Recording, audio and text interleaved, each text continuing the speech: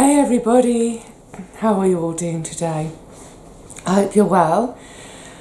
This is my first little catch up with you guys since the op, and it's also my 7th month.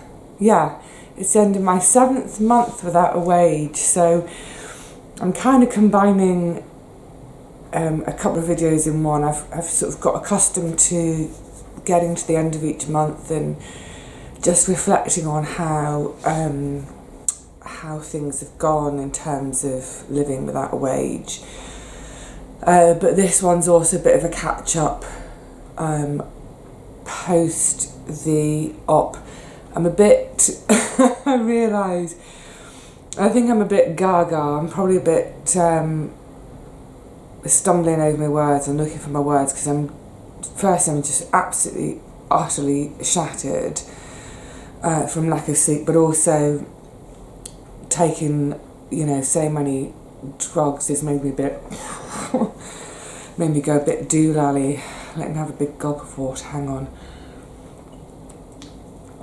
I'm not having a cup of tea because I'm finding it really hard it's impossible to carry a cup of tea whilst I'm on my crutches. There's my crutches behind me. That's fine. I don't really miss it. I'm not a huge drinker of hot drinks. Basically my go-to drink all the time is water anyway. So never mind the op for now. How has this month been? It's been another really good month, apart from one of my harvests.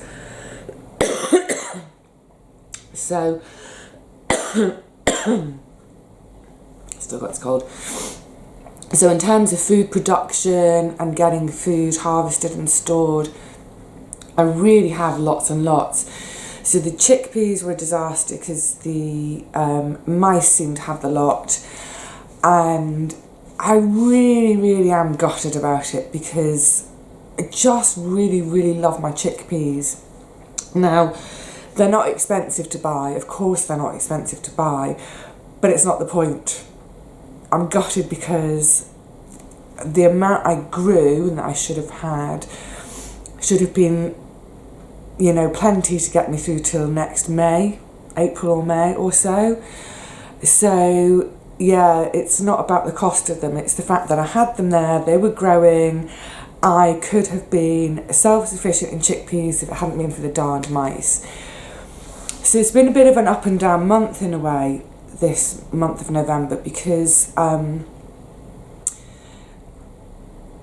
obviously I lost the chickpea harvest, but also I found myself, I have spent some money this month, which I didn't really want to, but kind of in planning for getting on after the operation, I was just sort of thinking about food and what I'd eat, because I wouldn't want to be standing up on both my legs for an hour doing cooking. I wouldn't want to be, it's quite actually a physical activity, cooking, because even you're standing on your feet and you're kind of constantly moving around the kitchen getting stuff. So I wanted to make loads of soups and curries and things like that to put in my freezer before the op in order to have loads of food ready. But actually I filled my freezers, there was no more space, so I did end up buying some I bought hummus for the fridge, and I bought some cheese, and I bought loads of more than I normally would have. I bought lots of things like rice cakes and oat cakes, just so that I'd have something sort of instant to sort of nibble on if I was feeling too tired to even bother reheating the soup. So there was a bit of spending in November. It's okay, it wasn't a huge amount, but now that I'm home and thinking about it, I'm thinking, well, I kind of wish I hadn't. I wish I'd kind of stuck to my guns of just don't be going to the shops, only eat what I grow. I don't know, I'll reflect on that some more. I feel like buying those few things, I feel in some ways like I've cheated.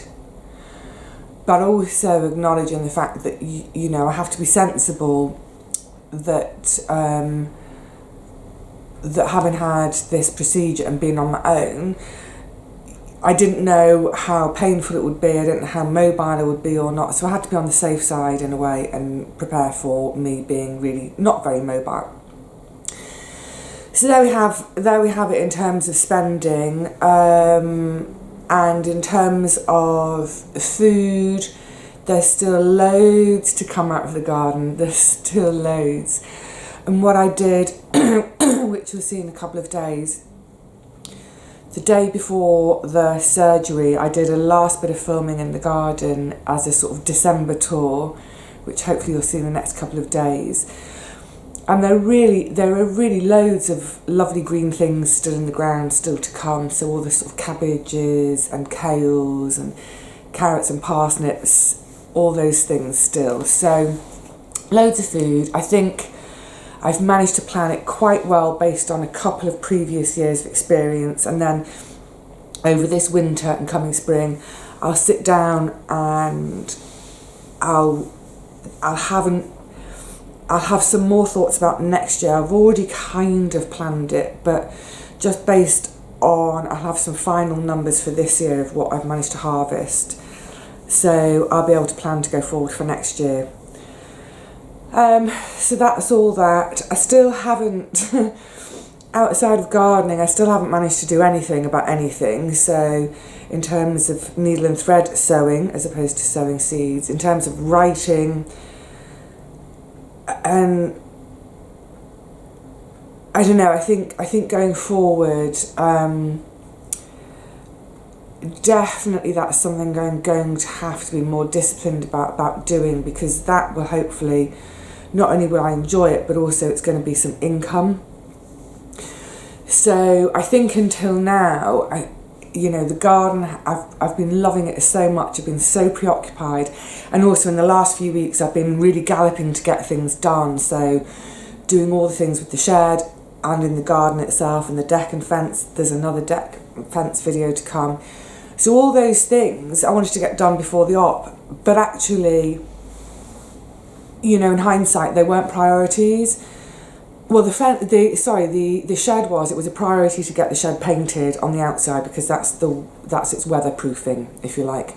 But that deck, you know, it wasn't a priority, and maybe what I should have been doing in that week that I was messing about with that is maybe I should have been sewing, making things to sell, because that's more important. So I think that's kind of one of the big lessons I've learned this month as well, is that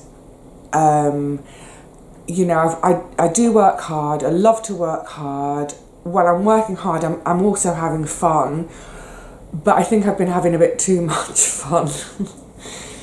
Too much fun in the garden. I just really find it hard to drag myself away, but to drag myself away I can't literally spend up all my energy in the garden every day. I have to use some of it elsewhere, so that's another thing I've learnt this month. Boring, I want to stay outside. Yeah, so gosh, my brain is so foggy at the moment, excuse me, I'm trying to gather my thoughts. So then I've had the op, obviously. This what's made me gaga, excuse me a second.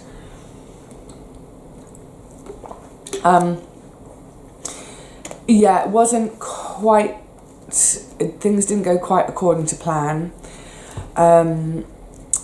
So when I had a really, really great surgeon who I had a fantastic chat with before surgery, and we basically agreed that once he's in there, I gave him carte blanche to do whatever he wanted, to just please, please, please. Oh God, got a bit weepy then. Hang on a second.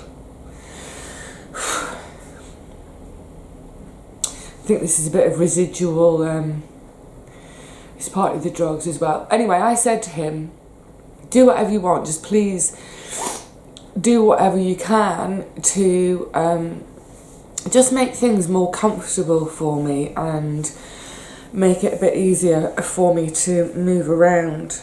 Sorry, I'm wiping the eyes on my sleeve because I can see a handkerchief, but it's on the other side of the room. So in an ideal world, I'd have knee replacements, but it's still a bit soon to have them.